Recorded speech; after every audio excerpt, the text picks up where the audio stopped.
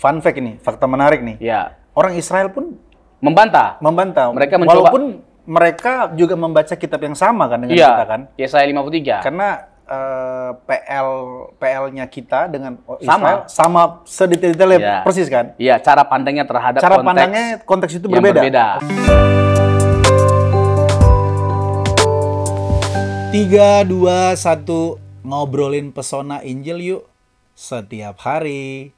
Brother gua. Siap. Kita lagi di tempat yang baru kan? Yes. Kita kan biasanya di Igreja Christ Community di rumah Pak Gem. Yes. Hari ini kita di gereja kita, brother. Yes, gereja kita yang baru ya. Gereja kita yang baru. Nanti alamatnya Bapak Ibu Saudara bisa saksikan di layar kaca Bapak Ibu Saudara. Kita sudah pindah dulu di 101, sekarang kita ada di Ruko Januar Asri. Untuk lebih lengkapnya alamatnya nanti akan Saudara bisa lihat di layar kaca. Hari ini kita mau bahas sesuatu yang Spesial. sangat spesial karena ini minggu-minggu Paskah, brother. Minggu-minggu Paskah tentu kita sedang memperingati kematian dan juga kebangkitan Kristus. Nah, di kesempatan kali ini, di chapter kali ini, coba kita kembali mencoba untuk mendeskripsikan sekaligus menghidupi. Karena ada banyak orang Kristen atau orang percaya yang melihat kematian dan kebangkitan Kristus sesuatu yang udah biasa lah. Bahkan itu jadi momen setiap tahun ada Paskah dan kematian dan kebangkitan Kristus, memperingati hari Paskah. Iya. Tapi benar nggak kita kemudian mengafirmasi, menghidupi, mengaktualisasi dan mengimani, percaya tentang kematian dan kebangkitan Kristus? Iya. Aku mau mulai dari persoalan sebelum kematian. Tentu Kristus itu mengalami yang namanya proses disalib. Ada satu kutipan dari Rasul Paulus di 1 Korintus pasal 1 ayat 23. Dia bilang bahwa Injil atau salib Kristus itu bagi orang Yahudi sebagai batu sandungan. Dan bagi orang non-Yahudi suatu kebodohan. Kita ngomongin soal salib dulu lah. Salib itu kan selama ini jadi lambang orang Kristen. Ya. Dibilang kalau Kristen identik dengan salib. Ya. Karena Tuhan kita Yesus Kristus itu mati di kayu salib. Ya. Mungkin brother di awal ini bisa tolong kasih penjelasan secara historis. Makna filosofis dari kenapa harus salib? Ya. Kenapa kekristenan identik dengan salib? Dan apakah salib ini sesuatu yang baru ada di perjanjian baru, ataukah memang salib ini sesuatu yang memang sudah lumrah di zaman Tuhan Yesus ataupun di zaman PL, nabi-nabi PL, atau seperti apa gambaran salib ini? Sebelum nanti kita kemudian masuk ke proses penyaliban Kristus, bagaimana dia di jalan di jalan Via Dolorosa, bagaimana dia mengalami siksaan yang begitu rupa sehingga dia sampai pada akhirnya kata kitab Yesaya tidak seperti manusia, brother. Kita coba ulik satu persatu pelan-pelan dari brother dulu. Ini salib. Kita ngobrol santai, tapi yang kita obrolin ini sesuatu yang sangat berkelas ini. Ini kalau di mata kuliah sistematika teologi nih. Ya. Mungkin saya mulai dengan kalimat brother yang pertama tadi, bagus banget sebenarnya. Siap. Sebelum kita jauh masuk ke mengenai salib dan kebangkitan. Ya. Jadi kalau dikatakan karena sudah biasa dirayakan, jadi seperti terkesan dipandang biasa salib dan kebangkitan Yesus. Ya. Bagaimana mungkin kita bisa memandang karya penyaliban dan kebangkitan itu sebagai sesuatu yang biasa? Sementara ya kita tahu, kalau Yesus tidak bangkit dari kematian, tidak ada gereja, tidak ada kekristenan, tidak ada kehidupan kekal, ya. Tidak mungkin kita bisa masuk surga kalau tidak ada Yesus yang bangkit dari kematian. Bahkan kebangkitan Yesus itu yang mengkonfirmasi semua kebenaran yang diajarkan oleh Tuhan Yesus. Semua tindakan-tindakan yang pernah dilakukan oleh Tuhan Yesus yang disaksikan oleh Injil. Nah, semuanya itu terafirmasi, terkonfirmasi benar adanya lewat peristiwa kebangkitan Yesus.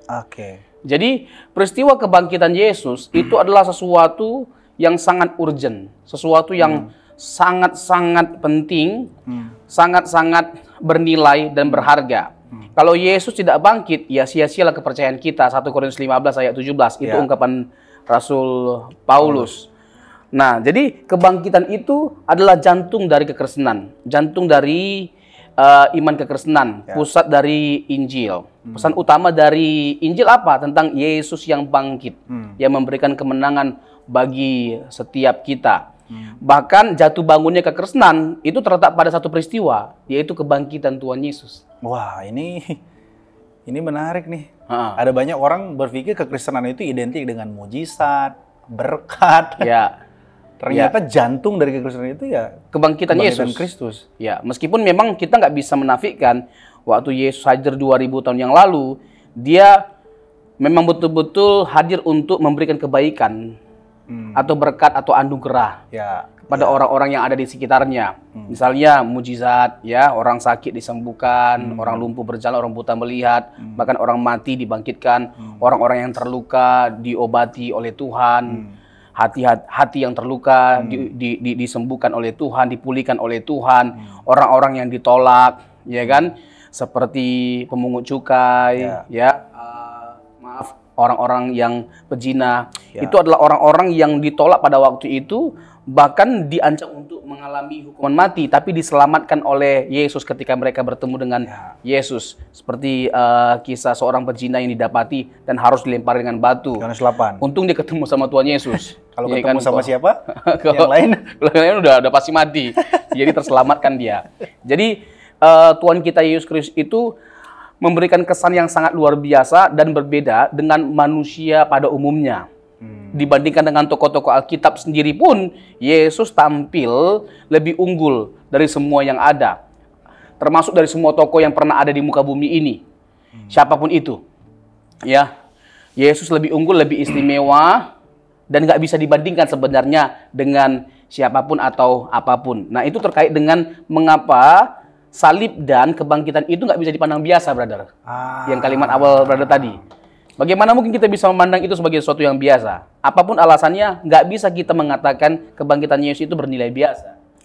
Kamu bisa pada akhirnya selamat dan menikmati surga nanti karena ada Yesus yang bangkit. Gitu loh. Oke, sebelum kita masuk ke persoalan tadi, brother, salib. Ada menarik tadi brother sampaikan, kita tidak akan bisa menemukan keistimewaan atau Yesus itu manusia yang begitu istimewa. Sosok ini berbeda dengan tokoh-tokoh agama pada umumnya. Nanti kita akan lebih jauh soal kebangkitan itu. Tapi aku coba balik lagi ke soal salib tadi, brother. Ya.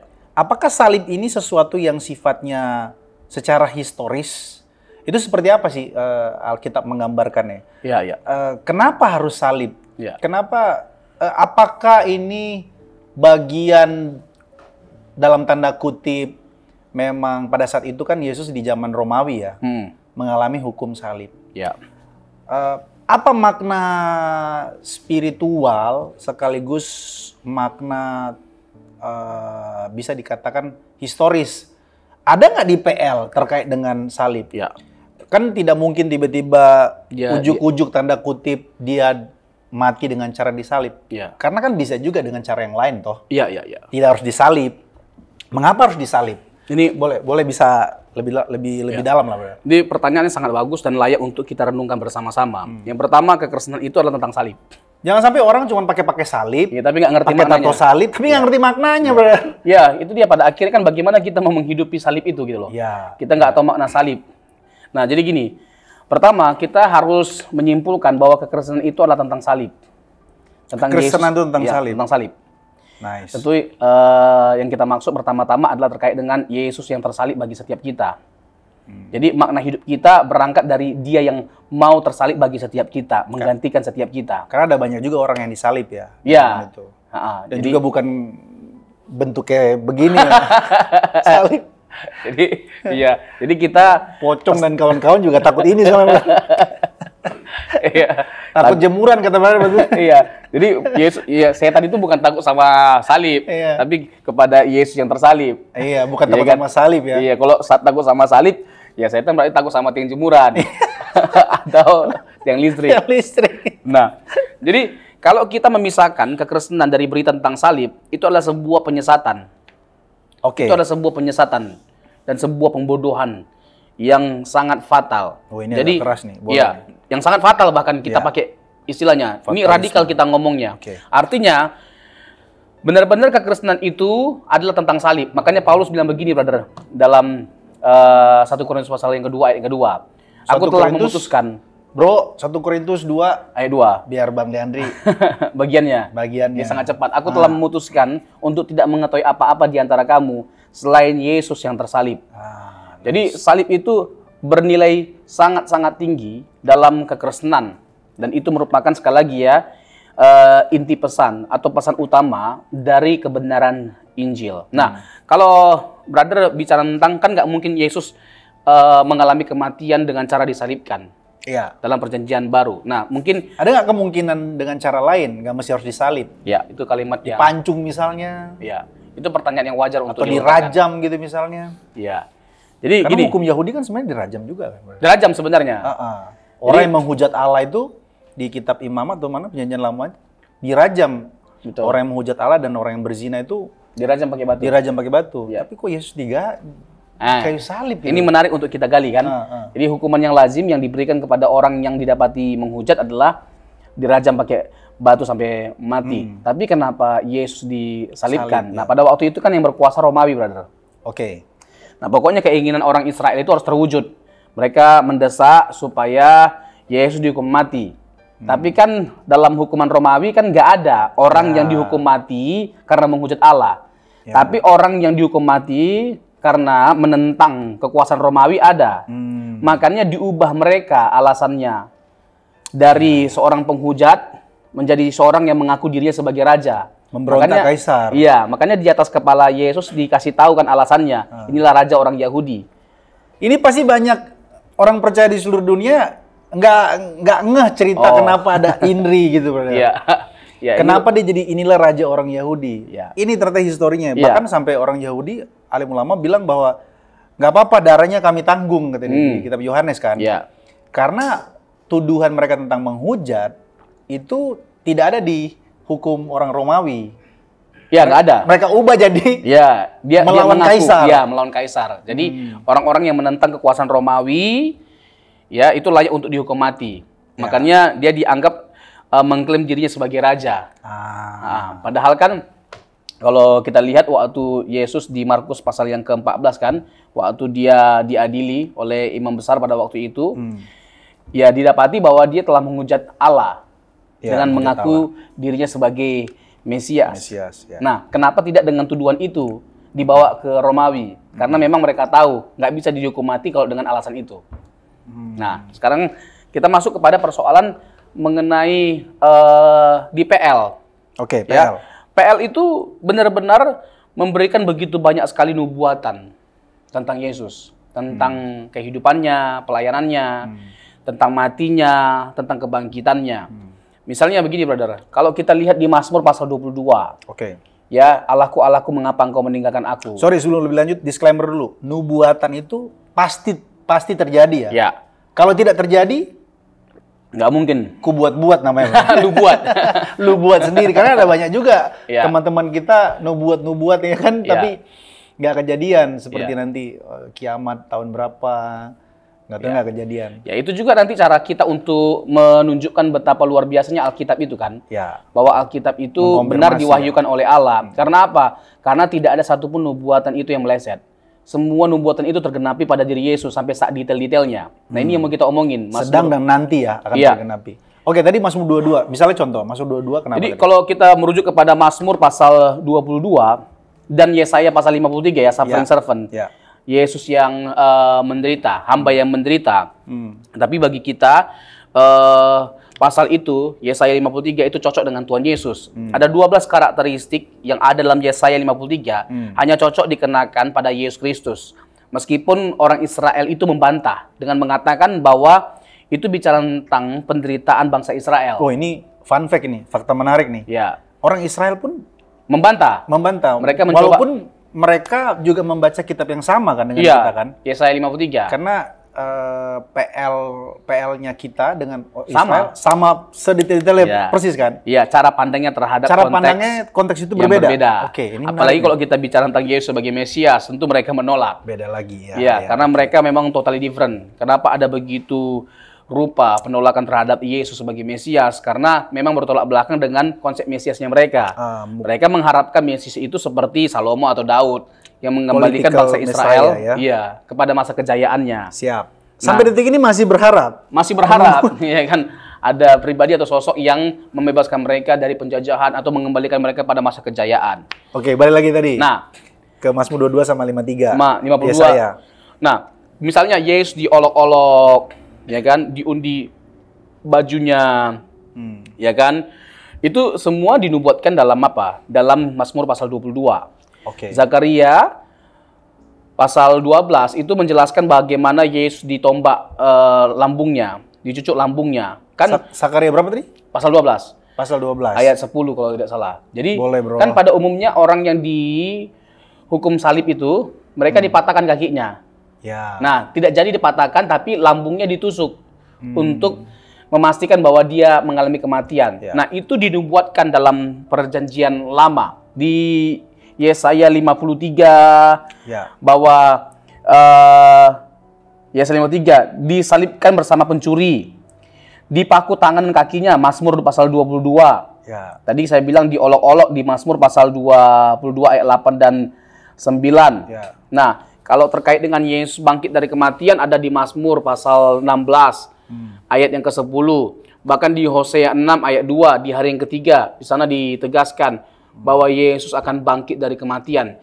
Jadi poinnya gini, brother. Pertama, ya, hebat sekali ya Allah dalam mengungkapkan caranya dalam menyelamatkan setiap kita. Semuanya sudah dibuatkan dalam PL dan tergenapi dalam pribadi Yesus, dalam karya Yesus yang tersalib dan bangkit. Nah, kalau kita merenungkan, ya, ini adalah sesuatu yang luar biasa. Allah itu luar biasa. Allahnya orang Kristen itu adalah benar adanya. Karena apa? Karena perkataannya tergenapi dengan sempurna. Tidak ada yang meleset, satu pun tidak ada yang meleset. Sampai bayangin, sesuatu yang mungkin sepele dalam pemandangan kita, jubahnya diundi, dalam Mazmur pasal yang ke-22 itu dinubuatkan. Bayangin, brother, di Mahkota Duri dan sebagainya macamnya. Ada di Mazmur 22 itu ya? Itu lengkap, itu dinubuatkan. Bahkan ketika dia di atas kayu salib berkata, Eli, Allahku, mengapa engkau meninggalkan aku? Di Mazmur 22 kan? Iya, ayat pertama. Ayat pertama, ya. Itu di pasal 22. Jadi,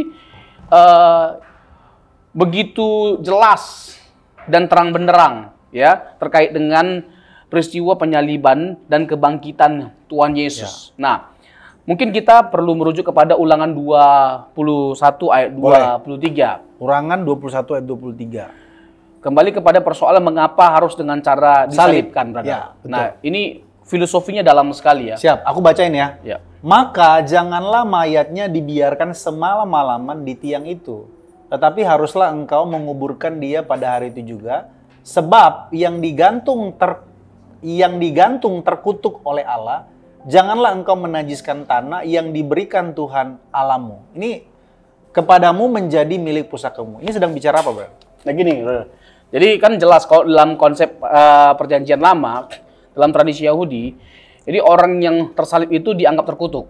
Dan ini dikutip oleh Rasul Paulus dalam Galatia 3 ayat 13. Terkutuklah orang yang disalibkan. Nah, orang dihukum dengan cara disalibkan, ini adalah satu bentuk hukuman yang paling mengerikan dan memalukan. Mengerikan dan paling memalukan? Ya, mengerikan dan memalukan. Mengerikan dalam artian bahwa ada ketragisan penderitaan secara fisik yang dialami oleh seorang yang menderita dengan cara disalibkan. Jadi sebelum orang sebenarnya, brother, sebelum orang disalibkan, biasanya itu dipukul terlebih dahulu. Oke. Ya, itu dipukul terlebih dahulu. Jadi ada banyak ya ada tahapan-tahapan. Ada tahapan standar. Itu standar umum. Sebelum orang disalibkan. Itu biasanya dipukul. Itu adalah tahapan awal sebelum pada orang pada akhirnya orang disalibkan. Nah, jadi ada banyak ya literatur-literatur yang bisa kita lihat yang menggambarkan peristiwa Yesus disalibkan. Nah, jadi kalau kita bicara tentang Yesus disalibkan, nah ada pendapat yang menyatakan seperti ini, brother. Boleh. Bahwa pencambukan adalah prosedur standar sebelum penyaliban pada masa Romawi. Cambuk dibuat dengan cemiti terdiri dari beberapa helai kulit yang kepadanya diikatkan benda-benda tajam dan kasar seperti paku, pecahan beling, atau batu karang. Dan ada juga yang mengatakan tulang.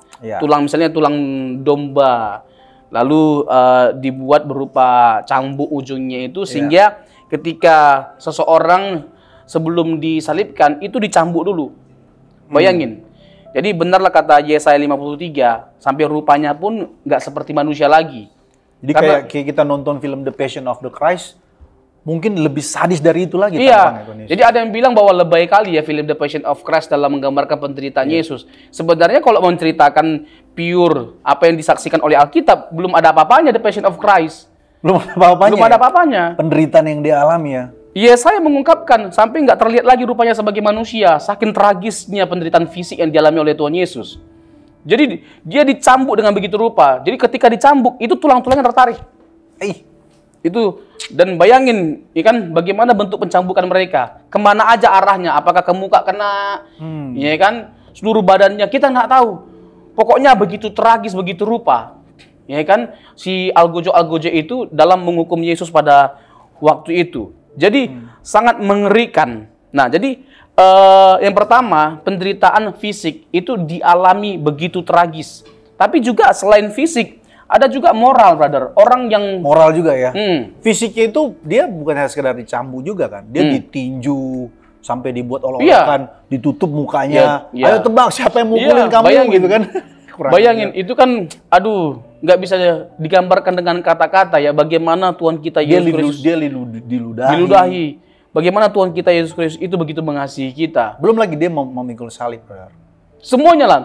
Maksudnya begini, brother. Dibantu oleh Simon dari Kirene. Kirene. Maksudnya gini, itu kan bentuk penghinaan yang sangat mengerikan.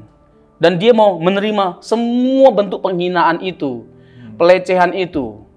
Demi apa? Demi kita terselamatkan, demi kita terbebaskan dari kebinasaan. Oke, sebelum nanti ke situ, brother. Karena kan juga yang nonton Igrea Ngopi ini bukan hanya orang percaya. Mungkin kita akan memperdalam sebelum nanti ke situ. Tadi yang soal moral itu, bahkan ada salah satu apa tuh istilahnya, sindiran dalam tanda kutip, ejekan-ejekan yang berkata ini orang Kristen percaya manusia yang terkutuk di atas kayu salib. Ya. Katanya kan orang yang tergantung tuh orang yang terkutuk. Kok ini orang Kristen menuhankan pribadi yang terkutuk gitu, brother. Itu kan ada makna teologisnya. Mungkin tadi lebih lanjut dulu terkait dengan secara fisik dia sudah mengalami tadi dicambuk lah. Iya, dicambuk. Nah, secara moral apa tadi, brother?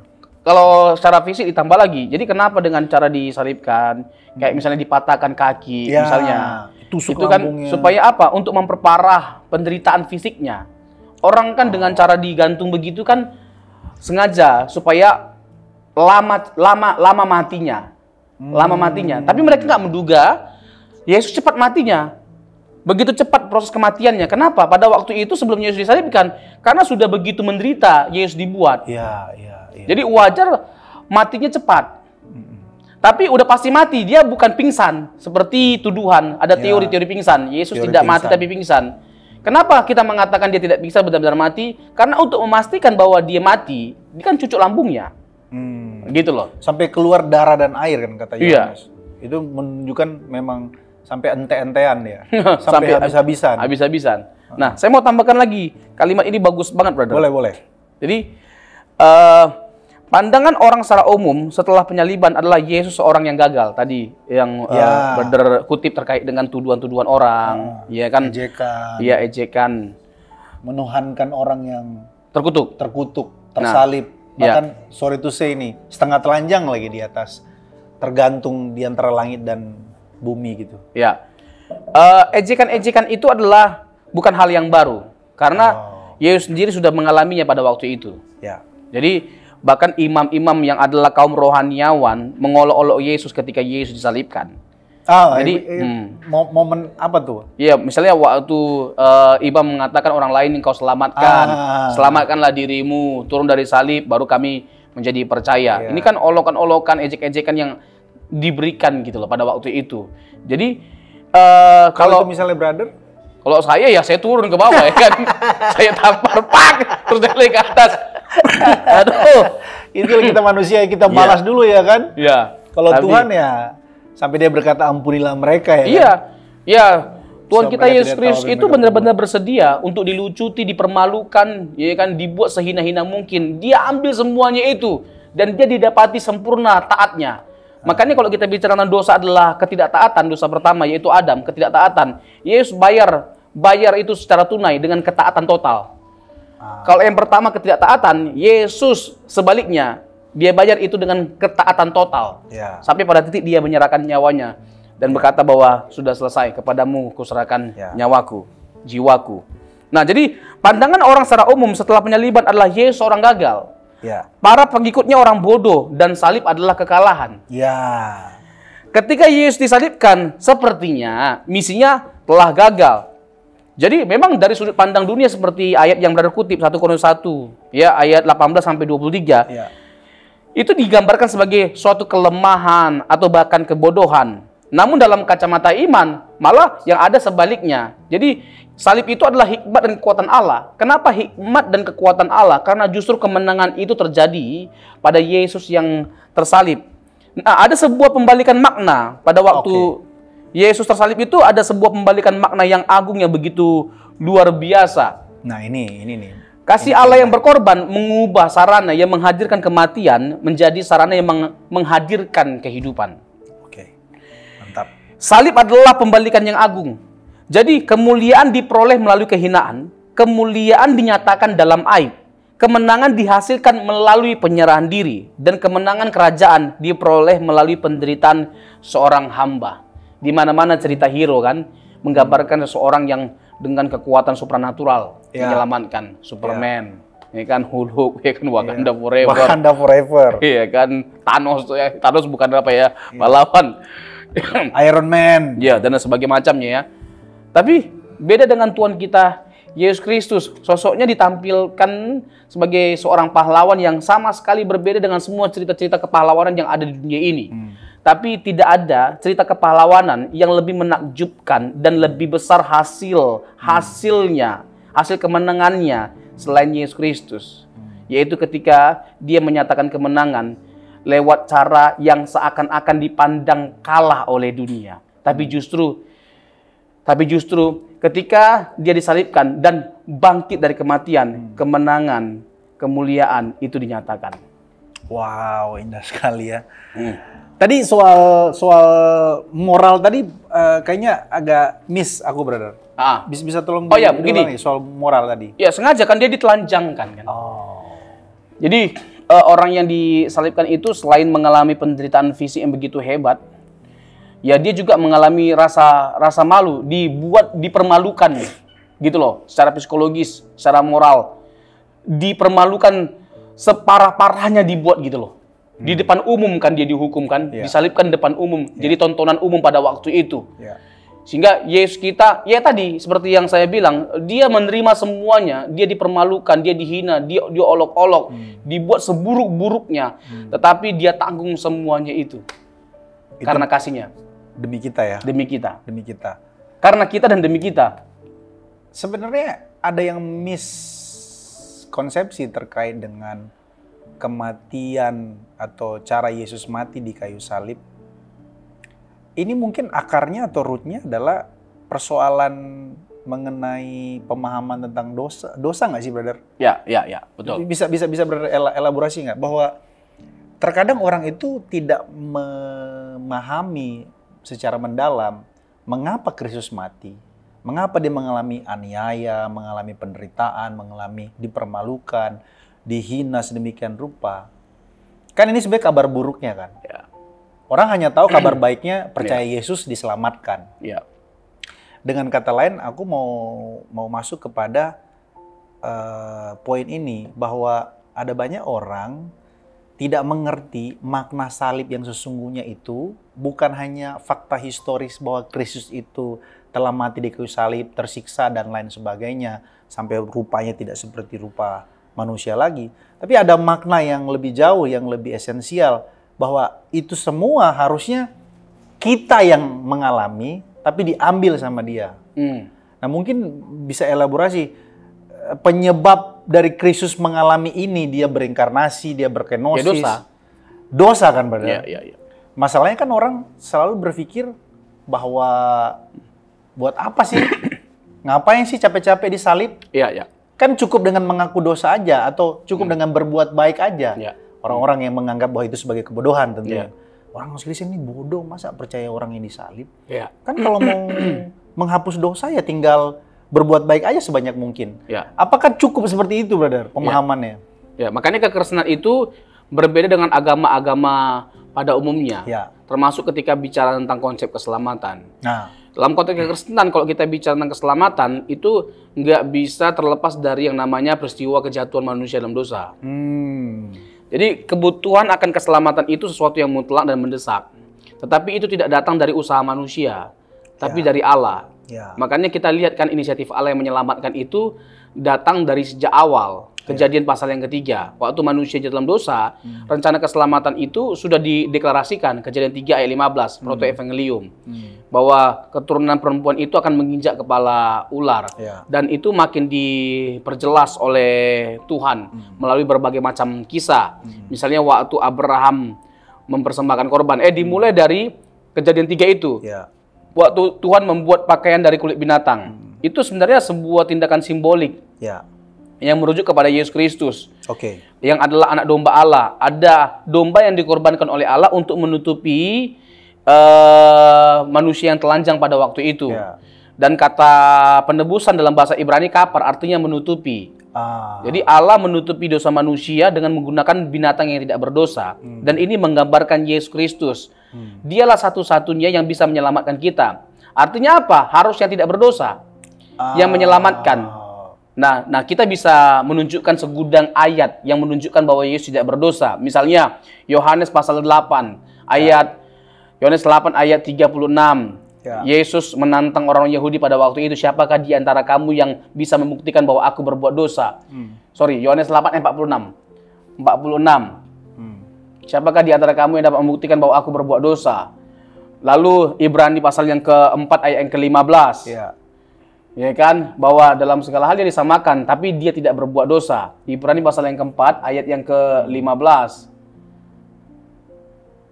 Sebab imam besar yang kita punya bukanlah imam besar yang tidak dapat turut merasakan kelemahan-kelemahan kita. Sebaliknya sama dengan kita, ia telah dicobai hanya tidak berbuat dosa. Lalu 1 Petrus 2, ayat 22.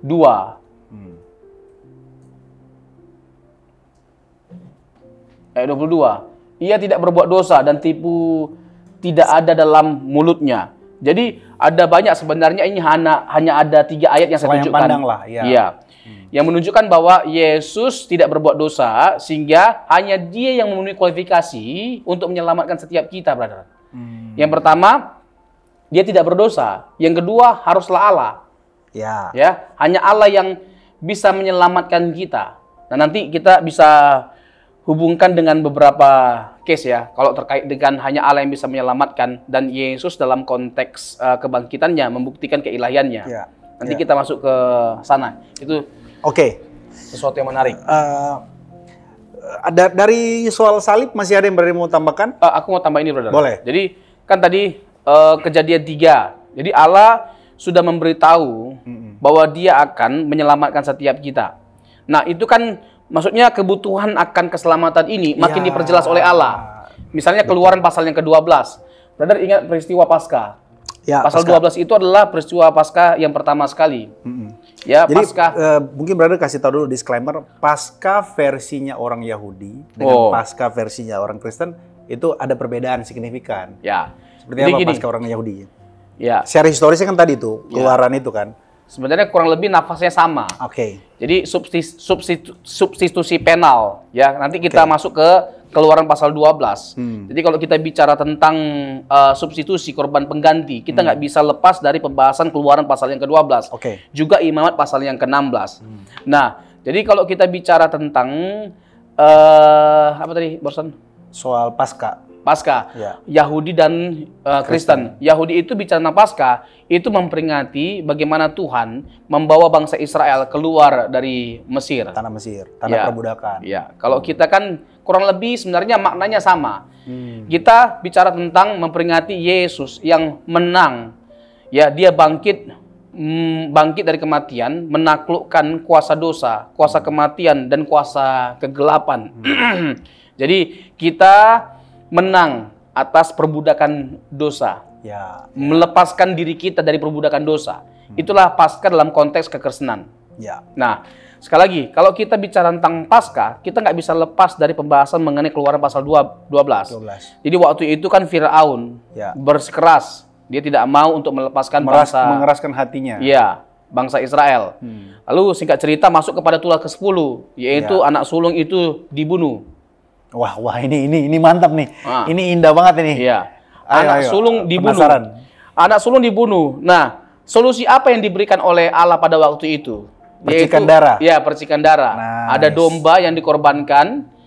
Ini namanya substitusi penal, brother. Oh, ini korban pengganti. Substitusi penal. Korban pengganti. Jadi Allah menyelamatkan setiap anak sulung Israel dengan cara domba Paskah itu disembeli, darahnya itu dipercikkan ke setiap pintu mereka, sehingga sesuai dengan janji Allah, boleh dibuka Bang Leandri, Keluaran pasal yang ke-12 ayat 13. Nanti ketika dia mendapati ada darah di setiap pintu orang Israel, itu akan dilewati. Mereka luput. Ini malaikat maut ya, brother? Ini Tuhan yang lewat. Atau Tuhan yang lewat? Dan darah itu menjadi tanda bagimu pada rumah di mana kamu tinggal. Apabila aku melihat darah itu, maka aku akan lewat daripada kamu. Jadi tidak akan ada tulah kemusnahan di tengah-tengah kamu apabila aku menghukum tanah Mesir. Aku penasaran nih. Ini korelasinya sama Injil gimana nih? Coba. Nah, ini sesuatu yang sangat menarik seperti yang kita lihat ya, brother ya. Jadi Allah menariknya begini, Allah memberikan pesan yang kuat bagaimana pada akhirnya dia menyelamatkan kita dengan cara mengorbankan anaknya yang tunggal. Wah, nice. Di PL, di bangsa Yahudi, dia mengorbankan domba sebagai gambaran dengan memercikan darah. Supaya membebaskan anak sulung Israel dari kematian, dari penghukuman, dari murka, dari maut. Nah, silogismenya kalau seandainya kita tidak di dalam Kristus, nggak mungkin. Kita tidak akan luput dari murka atau maut itu kan, brother. Ke situ kan maksud brother kan? Maka nanti bisa di Roma 8 ayat 1, tidak lagi penghukuman bagi mereka yang ada dalam Kristus. Ada dalam Kristus ya? Roma 8 ayat 1. Kalau di luar Kristus? Itu dia. Mungkin kita akan bahas. Kalau di kesempatan lain boleh kita bahas secara khusus, tapi poin kita jelas, tidak ada keselamatan di luar Kristus. Nah, jadi keselamatan di luar Kristus ya. Nah, jadi Keluaran pasal yang ke-12 itu memberikan gambaran yang begitu kuat bagi setiap kita tentang bagaimana Yesus menggantikan posisi kita. Sebenarnya di Roma 1 ayat yang ke-17 ketika Paulus berkata Injil itu adalah kebenaran Allah, itu menarik. Kata kebenaran 17. 17 kalau 16 kekuatan Allah ya. Nah, kalau yang 17 kebenaran. Nah, kata kebenaran di situ di dalamnya nyata kebenaran Allah. Di Kaiosune. Di Kaiosune itu ada kaitannya dengan gini. Di mana dalam pengadilan seorang hakim menyatakan seorang terdakwa itu bebas dari kesalahan. Dinyatakan bebas. Seorang terdakwa dinyatakan bebas. Nah, itu adalah satu gambaran yang merujuk kepada setiap kita di mana Yesus menggantikan kita. Menggantikan kita, korban substitusi lagi. Sehingga kita menjadi bebas dari hukuman, dari semua dakwaan yang ada. Karena ada Yesus yang menggantikan posisi kita. Nah, nanti bisa dilihat juga dalam Imamat pasal yang ke-16. Itu kan Keluaran pasal 12, brother. Gitu, brother. Sangat indah sekali ya, brother. Kalau kita bicara tentang pesona Injil, ini jadi salah satu pesonanya ketika kita membaca. Kan biasanya orang membaca Tula ke-10 itu hal yang biasa aja. Biasa dalam pengertian, oh ya kalau kamu tidak menaruh percikan darah anak domba di depan rumahmu, engkau pasti akan binasa. Dan itu dikorelasikan langsung ke makna teologisnya bahwa kalau kata si Brian Campbell itu istilahnya beban spiritual, bahwa kalau kita tidak hidup di dalam darah anak domba itu, kita pasti mengalami kemusnahan atau maut tadi itu. Jadi dengan kata lain, salib Kristus itu kemudian membawa kemenangan bagi kita.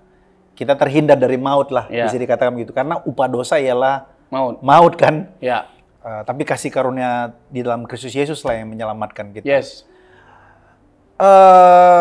Poin tentang salib ini, mungkin saya tambahkan dikit lagi. Mau tambahkan.